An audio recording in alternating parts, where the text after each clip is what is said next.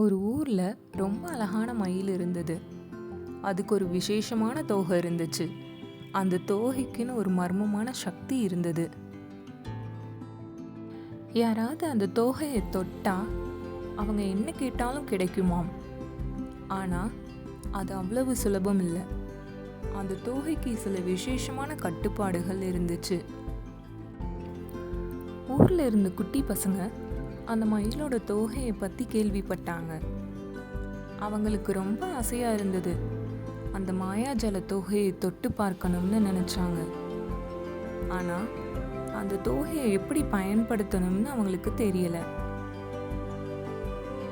ஒரு நாள் பசங்க எல்லாரும் சேர்ந்து அந்த மயிலை தேடி போனாங்க. எப்படியோ கஷ்டப்பட்டு அதை கண்டுபிடிச்சாங்க. ஒரு பையன் ஆர்வமாக அந்த தோகையை தொட்டு தனக்கு பிடிச்ச பொம்மையை கேட்டான்.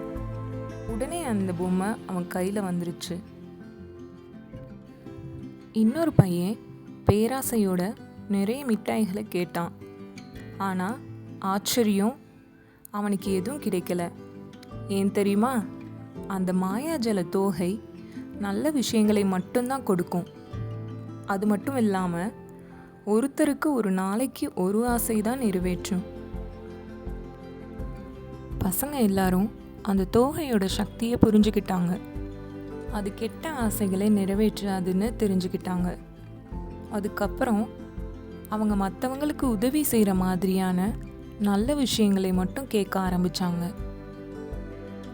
ஒரு தடவை ஒருத்தர் ரொம்ப கஷ்டத்தில் இருந்தார். அப்போது ஒரு சின்ன பையன் அந்த மாயாஜல தோகையை தொட்டு அவருக்கு உதவி செய்யும்படி கேட்டான். உடனே அவரோட கஷ்டம் தீர்ந்தது. அதனால் பசங்களா, நம்மக்கிட்ட இருக்கிற நல்ல விஷயங்களை மற்றவங்களுக்காக பயன்படுத்தணும். பேராசைப்படாமல் நல்ல எண்ணத்தோடு இருந்தால் சந்தோஷம் நம்மளை தேடி வரும். இதுதான் இந்த மாயாஜல மயில் தோகையோட மர்மம்.